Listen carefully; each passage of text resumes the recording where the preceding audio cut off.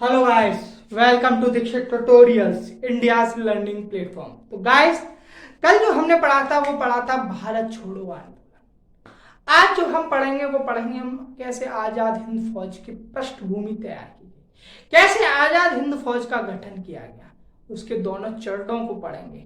ठीक है, द्वितीय चरण में सुभाष चंद्र बोस के नेतृत्व में आजाद हिंद फौज का गठन किया जाता है।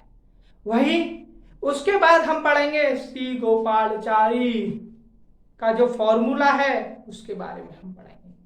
हम उसके बाद पढ़ेंगे वेवेल योजना। देखिए, जो हम आपको बता रहे थे ब्रिटिश साम्राज्य के विरुद्ध प्रतिक्रिया, ब्रिटिश साम्राज्य के विरुद्ध प्रतिक्रिया।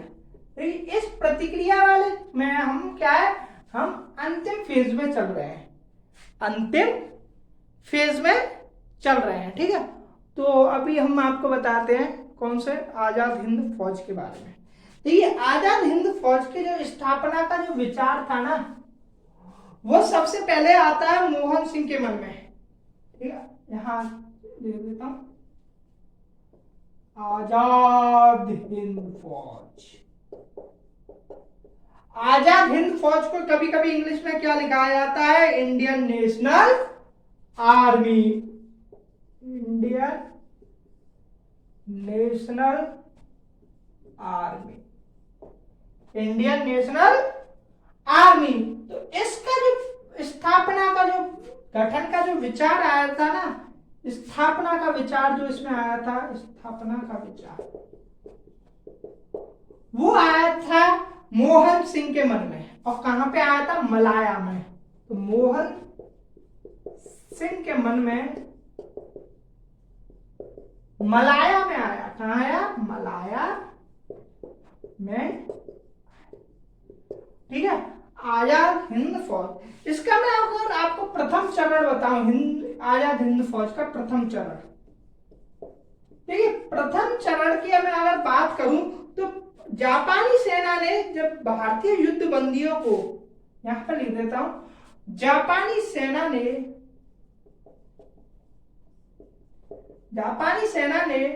भारतीय युद्ध बंदियों को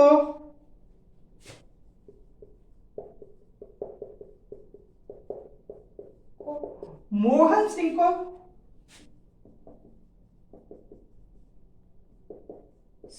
सौंपना प्रारंभ कर दिया,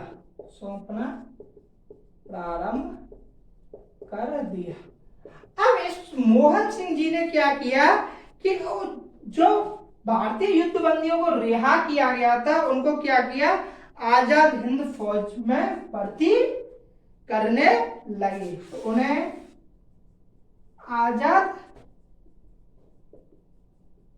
हिंद फौज में भर्ती करने लगे। ओके गाइस, तो ये क्या था, आजाद हिंद फौज का प्रथम चरण, जिसमें कि क्या है कि जो जापानी सेना थे उन्होंने क्या किया जो भारतीय युद्धबंदियों को किसको सौंपना शुरू कर दिया, मोहन सिंह को। और मोहन सिंह ने उन्हें क्या किया, आजाद हिंद फौज में शामिल करना शुरू कर दिया। अब मैं आपको इसका द्वितीय चरण बताता हूं। द्वितीय चरण में सुभाष चंद्र बोस की एंट्री होती है। अब मैं आपको बताऊंगा द्वितीय चरण।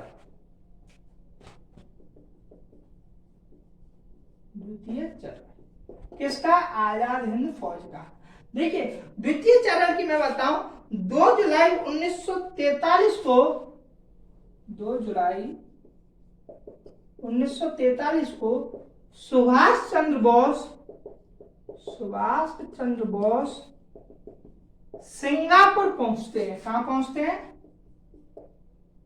सिंगापुर पहुंचे। ठीक है, सिंगापुर जब पहुंचने पर क्या हुआ, इनका द्वितीय चरण शुरू हो गया आजाद हिंद फौज का। क्योंकि क्या है कि 1940 में, देखिए ये तो हो गया 1943 में जब सिंगापुर पहुंचते हैं, लेकिन उससे पहले क्या है कि 1940 में ही सुभाष चंद्र बोस ने एक फॉरवर्ड ब्लॉक के नाम से एक दल शुरू किया गया था। यहां लिख देता 1940 में सुभाष चंद्र बोस ने फॉरवर्ड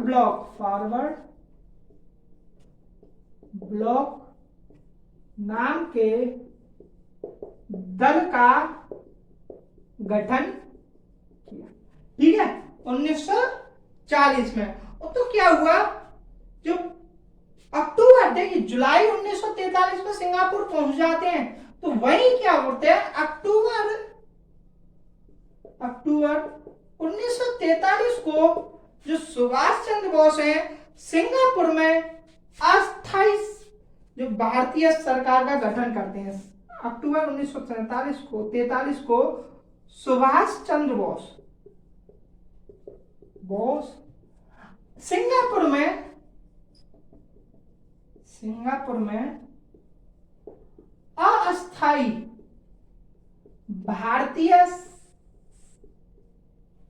सरकार का गठन करते हैं। कौन करता है ये, सुभाष चंद्र बोस। ठीक है, तो इसके अतिरिक्त क्या है कि सिंगापुर के अतिरिक्त रंगून में भी इसका मुख्यालय खोला गया। यहां लिख देता हूं कि सिंगापुर में तो खोला ही गया था, इसके साथ ही कहां खोला गया, रंगून में। तो सिंगापुर के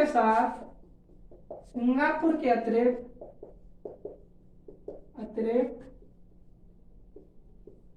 रंगून में भी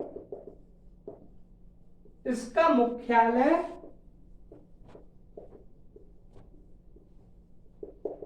खोला गया। ठीक है, तो क्या होता है, स्त्री सैनिक का भी एक दल बनाया गया था। ठीक है, ऐसा नहीं है कि पुरुषों के लिए ही था। इन्होंने क्या किया, एक स्त्री सैनिक का भी एक दल बनाया और उसे रानी झांसी रेजिमेंट नाम दिया गया। तो स्त्री, यहां लिख देता हूं, स्त्री सैनिक का भी एक दल बनाया गया। देखिए, स्त्री सैनिक का जो दल था, उस दल का क्या नाम रखा गया था, रानी झांसी रेजिमेंट। रानी झांसी रेजिमेंट।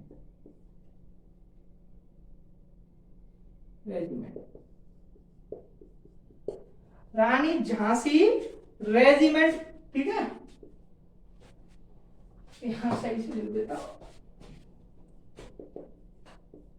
ठीक है, उस स्त्री सैनिक के दल का नाम क्या रखा गया, रानी झांसी रेजिमेंट रखा गया था।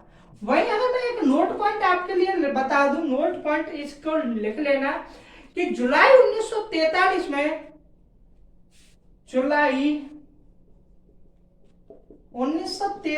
में सुभाष चंद्र बोस ने गांधी जी से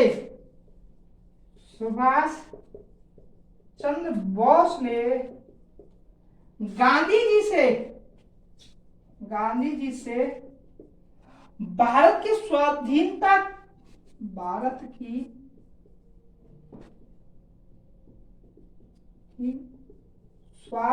का अंतिम युद्ध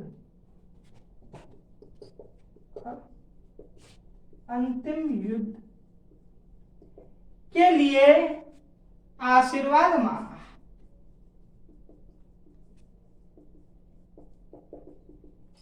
देखिए, जुलाई 1943, 2 जुलाई को क्या करते हैं, गांधी जी सुभाष चंद्र बोस वहां थे, कहां, सिंगापुर।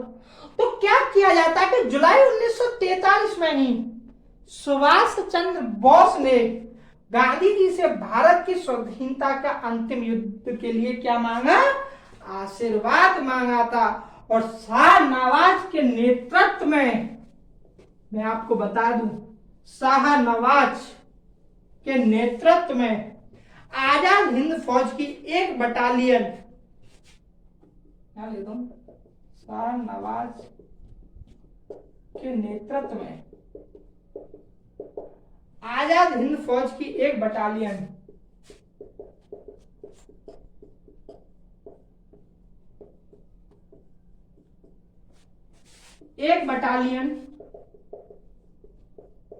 जापानी फौज के साथ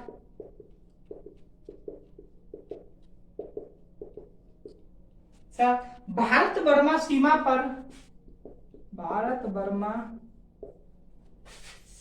पर हमले में भाग लेने के लिए इम्फाल कहा जाती है, इम्फाल भेजी गई। देखिए किसके नेतृत्व में आजाद हिंद फौज की गया, शाहनवाज। ठीक है, किसके साथ उन्होंने सहयोग लिया, किसका, जापानी सेना का। जापानी फौज के साथ भारत बर्मा सीमा पर हमले में भाग लेने के लिए कहां गए, वो इम्फाल गए थे। लेकिन क्या है कि यहां जब जाते हैं तो भारतीय सैनिकों से दुर्व्यवहार किया जाता है, भारतीय सैनिकों से दुर्व्यवहार किया जाता। वही अगर मैं आपको नेक्स्ट पॉइंट बता दूं कि रसद एवं जो हथियारों से वंचित रखा जाता है, रसद एवं से वंचित रखा जाता है। वही अगर मैं तीसरा जो कब बता दूं, जापानी सैनिकों के निम्न स्तरीय कार्य करने हेतु इनको बाध्य किया जाता है। जापानी सैनिकों के निम्न स्तरीय कार्य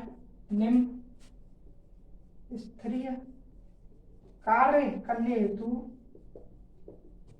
बाध्य किया जाता है, किया जाता।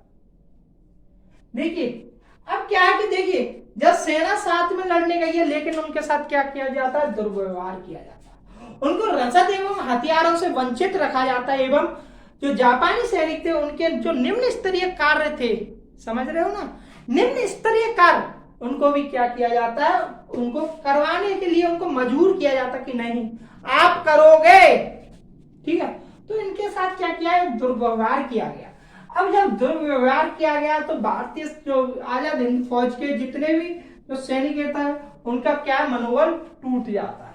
ठीक है, उनका क्या है, मनोबल टूट जाता है। तो यहाँ एक नोट पॉइंट करके लिख ले कि इम्फाल अभियान की विफलता, इम्फाल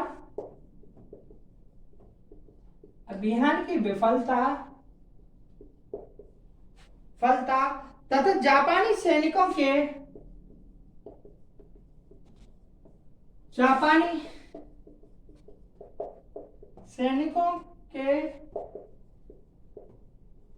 पीछे लौटने से इस बात की उम्मीद समाप्त हो गई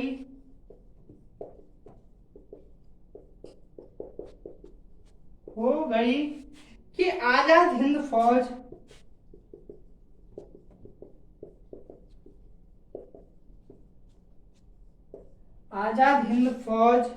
भारत को स्वाधीनता दिलवा सकती है।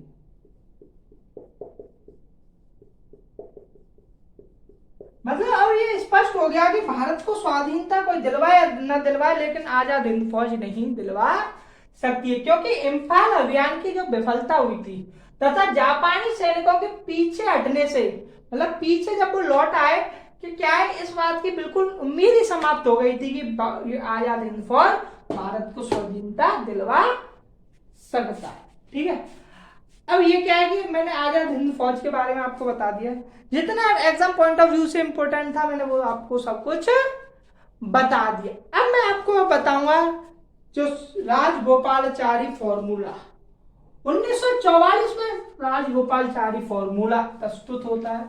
मैं आपको बताऊंगा राजगोपालाचारी फॉर्मूला क्या था। ठीक है, राजगोपालाचारी फॉर्मूला 1944।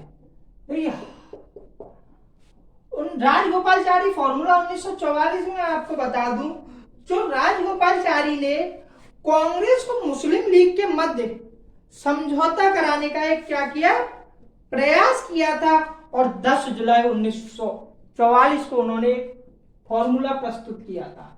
तो राजगोपालचारी ने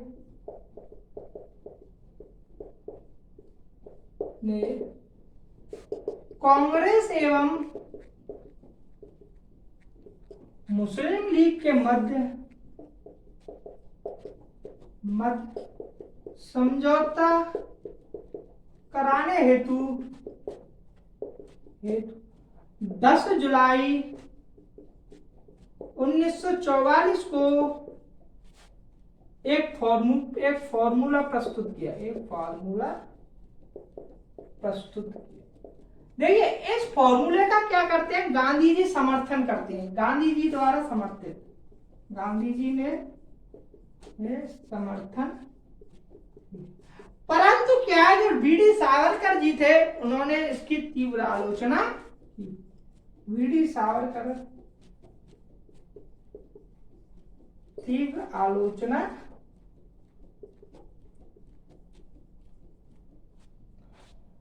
आलोचना की। ठीक है, अब मैं आपको बता दूं जो फॉर्मूला था वो क्या क्या दिया गया था। ठीक है, जो फॉर्मूला था वो क्या क्या दिया गया था, मैं आपको इस बारे में स्पष्ट बता देता हूं। तो पहला क्या था कि मुस्लिम लीग भारतीय स्वतंत्रता की मांग का समर्थन करे, कि मुस्लिम लीग भारतीय स्वतंत्रता का समर्थन करे,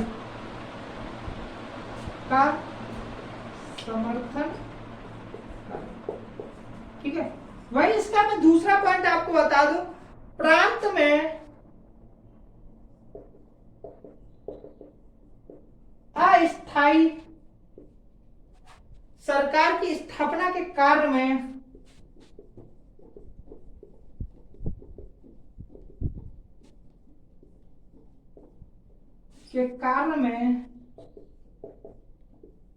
मुस्लिम लीग कांग्रेस का समर्थन करे।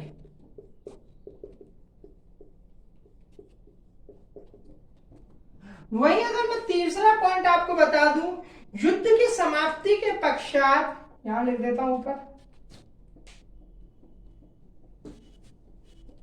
युद्ध, यहां थर्ड पॉइंट यहां लिख देता हूं,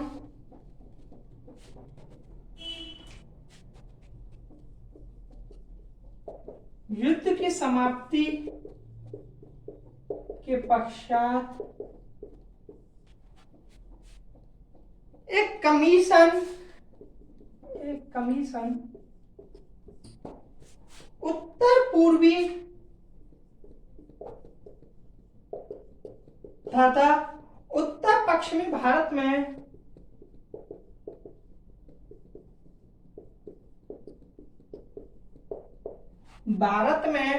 उन क्षेत्रों को निर्धारित करे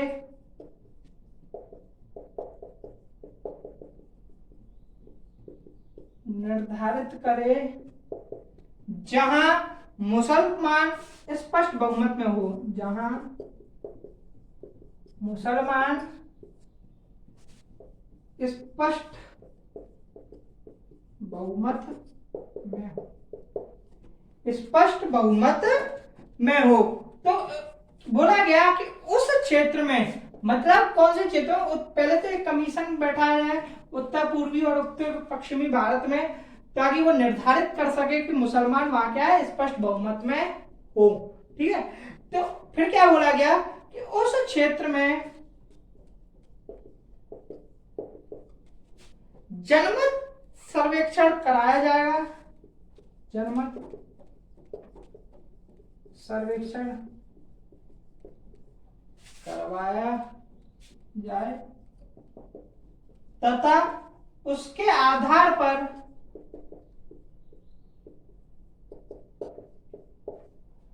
तय किया जाए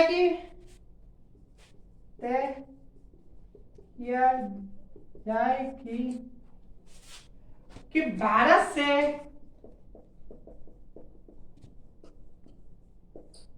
पृथक होना चाहते हो या नहीं चाहते हैं क्या? ठीक है, उस क्षेत्र में क्या है, जनमत सर्वेक्षण करवाया जाए, उनसे पूछा जाए कि आप अलग होना चाहते हो या नहीं। ठीक है, मतलब इसमें क्या कर दिया, इनडायरेक्ट रूप से पाकिस्तान मांग को मान लिया था।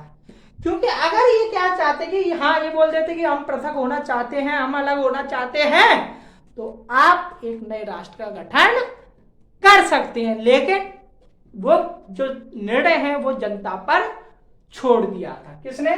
राजगोपालचारी ने। ठीक है, इसका मैं फोर्थ पॉइंट आपके लिए बता दूं। देखिए, फोर्थ पॉइंट जो दिया गया था उसमें बोला गया कि देश के विभाजन, मैं यहाँ पॉइंट लिख देता हूं कि देश में जो विभाजन की स्थिति में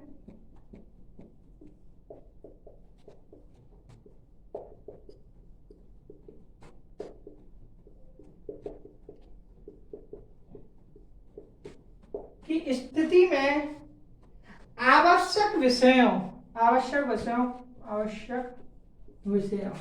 अब आवश्यक विषय कौन सी है?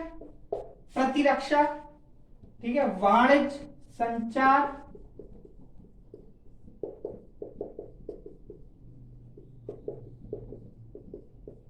संचार तथा आवागमन इत्यादि के संबंध में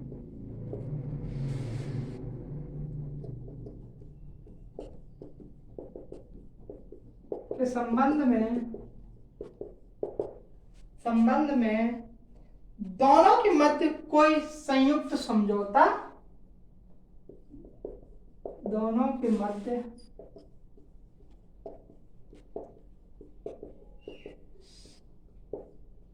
संयुक्त समझौता हो जाए।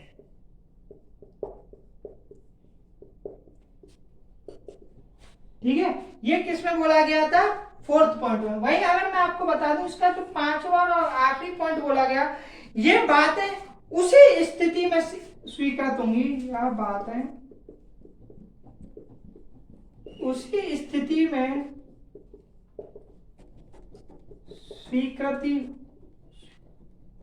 स्वीकृत होंगी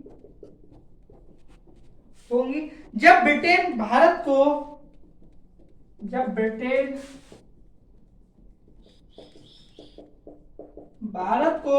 पूरी तरह स्वतंत्र कर देगा,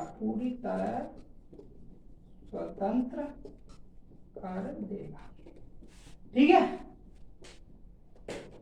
है। देखिए, राजगोपालचारी ने ये सब पॉइंट बोला उन्होंने, लेकिन उसने आखिरी पॉइंट में ये भी बोल दिया कि ये बातें तभी स्वीकृत होंगी जब क्या है कि ब्रिटेन भारत को पूरी तरह से क्या कर देगा, स्वतंत्र कर देगा। ठीक है, पूरी तरह से क्या कर देगा, स्वतंत्र कर देगा।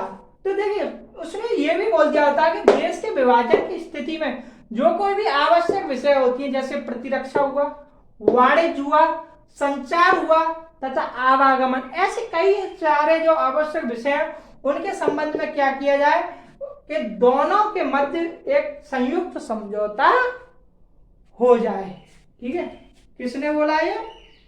ठीक है, सी राजगोपालचारी के फॉर्मूले में ये बात स्पष्ट हो गई थी। और इसके मैं आपको बता दूं, जो गांधी जी हैं, उन्होंने क्या किया, गांधी जी ने इसका पूर्ण समर्थन दिया था। ठीक है, गांधी जी ने इसके साथ पूर्ण समर्थन दिया, और जो वीडी सावरकर जी थे, उन्होंने क्या किया, इसकी तीव्र आलोचना की थी। अब इसके बाद जो हम पढ़ाएंगे वो है आपको देसाई और लियाकत समझौता। देखिए, दोनों ही एक क्या थे, विधानसभा के दोनों ही सदस्य थे। मैं आपको बता देता हूँ, पूरा पॉइंट आपके लिए बता देता हूँ। ठीक है,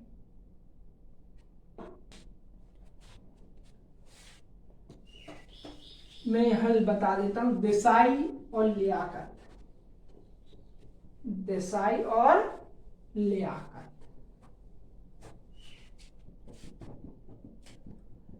पॉइंट आता है देसाई लियाकत समझौता।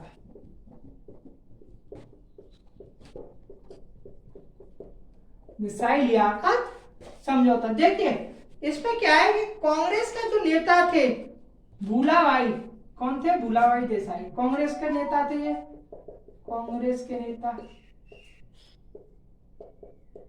कौन, नाम क्या था पूरा? भूलाभाई देसाई। वही अगर लियाकत की बात करूं तो लियाकत जो थे वो कौन थे? मुस्लिम लीग के उपनेता, मुस्लिम लीग के उपनेता। ठीक है, मुस्लिम लीग के क्या थे? उपनेता थे। जो इनका नाम था, जो पूरा नाम था, क्या था नाम था इनका? लियाकत अली खान। लियाकत अली खान, लियाकत अली खान। ठीक है, इनके मध्य क्या एक समझौता होता है और अंतरिम सरकार, मैं यहां बता देता हूं, अंतरिम सरकार के गठन हेतु एक प्रस्ताव तैयार किया, हेतु एक प्रस्ताव तैयार किया। अब उस प्रस्ताव में ऐसा क्या क्या था मैं आपको बता दूं। जो पहला जो पॉइंट था मैं आपको, ठीक है, तो पहला था अंतरिम सरकार में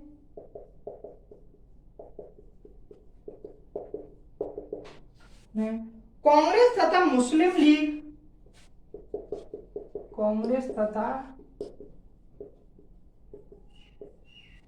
मुस्लिम लीग दोनों केंद्रीय विधानमंडलों में, दोनों से केंद्रीय विधानमंडलों में, विधानमंडलों में से समान सदस्य मनोनीत करेंगे, समान सदस्य मनोनीत करेंगे। मतलब इनका बात है, अगर तुम 10 करोगे मनोनीत, अगर मुस्लिम लीग 10 सदस्य मनोनीत करेगी तो कांग्रेस भी 10 करेगी। अगर कांग्रेस 15 करेगी तो क्या करेंगे?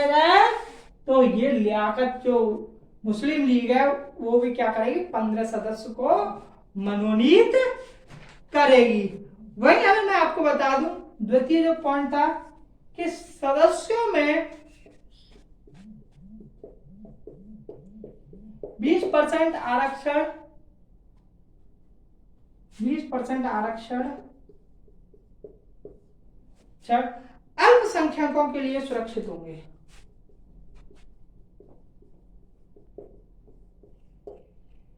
के लिए सुरक्षित होंगे। ये क्या था? ये प्रस्ताव तैयार किया गया था, वो प्रस्ताव था।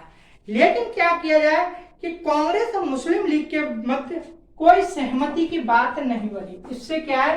कोई भी सहमति की बात नहीं बनती है और इसमें क्या है? कांग्रेस और मुस्लिम लीग के मध्य और जो दोनों के बीच जो मतभेद था वो और गहरा होता चला गया। तो इसलिए देसाई और लियाकत समझौते का कोई भी ऐसा सकारात्मक परिणाम नहीं निकला। ठीक है, अब हम बात पे आते हैं आपको कौन सी? वेवेल योजना। वायसराय जो था लॉर्ड वेवेल, लॉर्ड नहीं बोलता मैं, वो वेवेल बोलता हूं। ठीक है, यहां लिख देता हूं वेवेल योजना। वेवेल योजना, देखिए वेवेल ने क्या किया? शिमला में जून 1945 को शिमला में एक बैठक एक सम्मेलन बुलाया, एक सम्मेलन का बैठक आयोजित करवाई, सम्मेलन बुलाया। ठीक है, और इस सम्मेलन में क्या है कि कुछ प्रावधानों को निर्धारित किया गया था। वो मैं आपको प्रावधान बता देता हूं। जो पहला है कि अपवाद स्वरूप गवर्नर जनरल या कमांडर इन चीफ को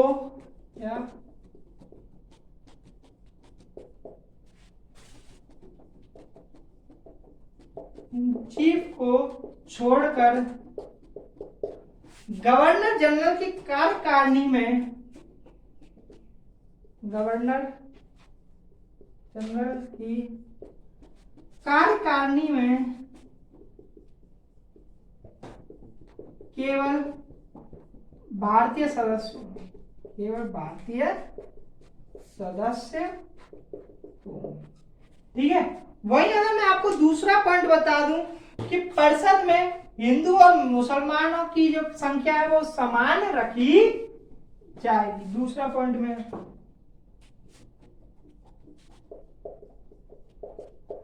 परिषद में हिंदू और मुस्लिम की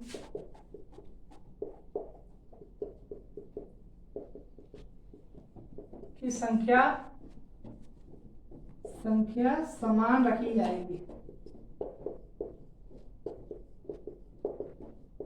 वही अगर थर्ड पॉइंट आपके लिए बता दूं कि पुनर्गठित जो परिषद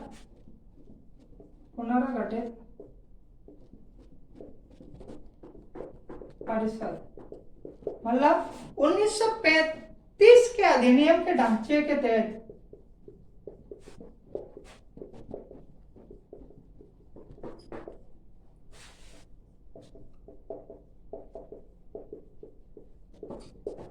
अंतरिम सरकार के रूप में कार्य करेगी। सरकार के रूप में कार्य करेगी। ठीक है।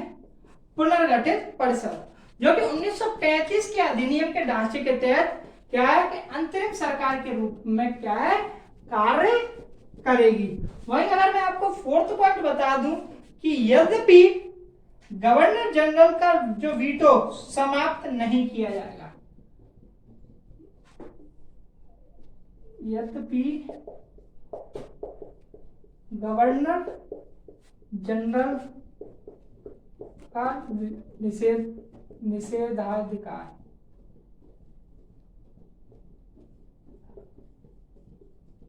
बोला जाए तो क्या वीटो समाप्त नहीं किया जाएगा, परंतु वीटो का इस्तेमाल आवश्यक नहीं होगा, आवश्यक नहीं होगा। ठीक है। ये किसमें बोला गया था? व्यय योजना में। वही अगर मैं आपको पांचवा पॉइंट बता दूं कि राजनीतिक दलों की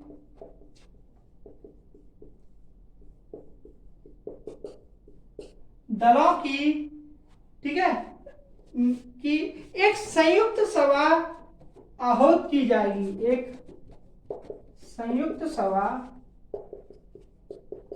आहूत की जाएगी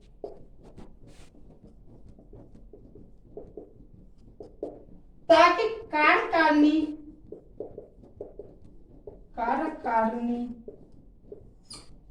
की नियुक्ति के लिए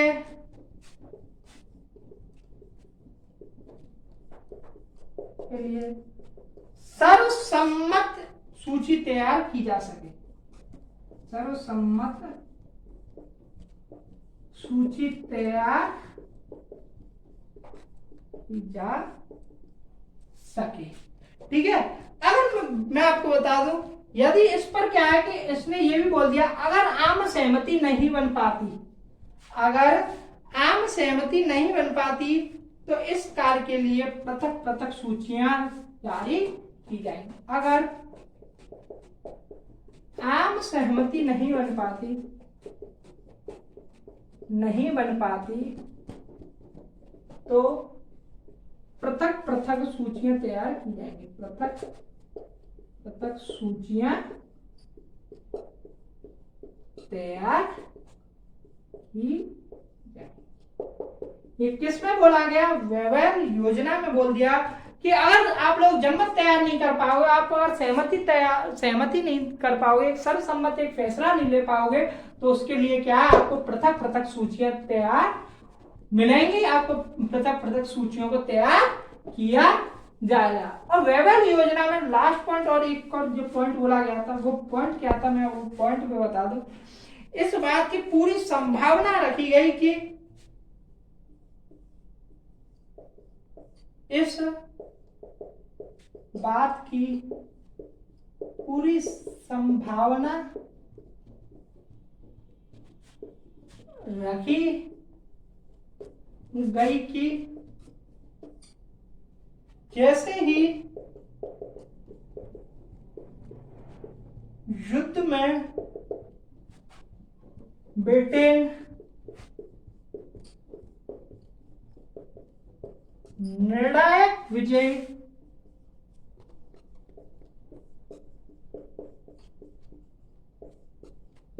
हासिल करेगा, ठीक है, जैसे ही क्या है कि हासिल करेगा, एक निर्णायक जो विजय हासिल करेगा, जो युद्ध चल रहा था द्वितीय विश्व युद्ध, उसमें क्या कि अगर हासिल करेगा युद्ध तो क्या है कि नए संविधान के निर्माण में